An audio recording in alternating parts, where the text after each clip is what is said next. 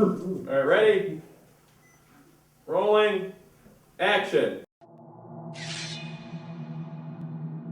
Resident Horror. I'm Tim Ekkebus. I am a writer, director, and actor on this project. I'm Rory. I am also a writer and director and actor. The plot of Resident Horror follows most closely to the Resident Evil 1 video game, where people are trapped in a mansion. They uncover a lot of monsters, weird things, oddities, all because of this big corporation trying to make a weaponized virus.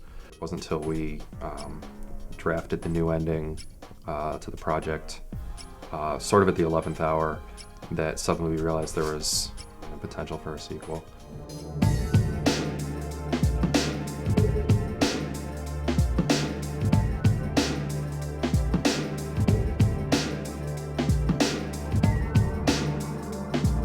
It's a new story, it's new characters, there's threadline continuity running between the two movies. For me, it's still coming from my love of the Resident Evil series. I didn't just pick, well, we made a horror movie, we need to make a horror sequel, let's do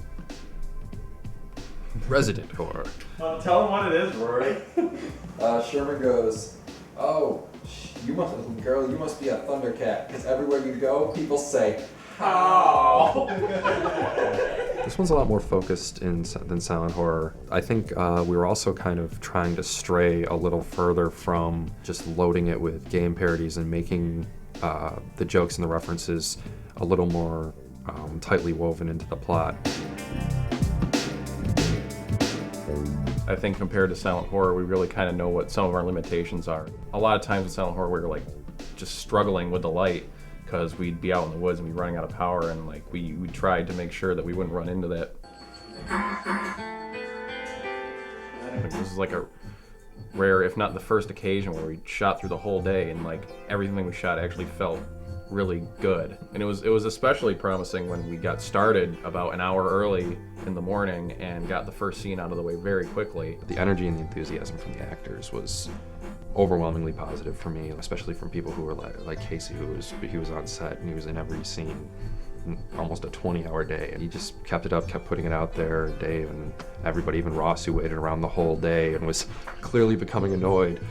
As soon as he was on set and he was in his costume and ready to go, his just energy was there. I think this is the first project where we're really trying to expand outside what has been the X-Strike fold for the last 4 or 5 projects. Just putting like people who would otherwise have smaller roles in other X-Strike movies into bigger roles and having them a bigger showcase. Just practicing. That's zombie music right there. When they hear that, they know George, it's good. I don't think you shoot a damn thing. I know, exactly. I don't at all. If you want to eat, shut up. A common theme, like in the Resident Evil games, and especially if they're set in a mansion, is you'll go into the dining room and it's ready to eat. But it does require a lot of work, which is why it's fortunate that Darren DeMarco, who was not acting actually in this weekend's filming, but he is in the movie, he was free, and he is a cook extraordinaire. So he took to the kitchen, built a team of chefs to help him out, and set to work making this delicious turkey dinner, which was ready and then sat out for an hour while we filmed the scene.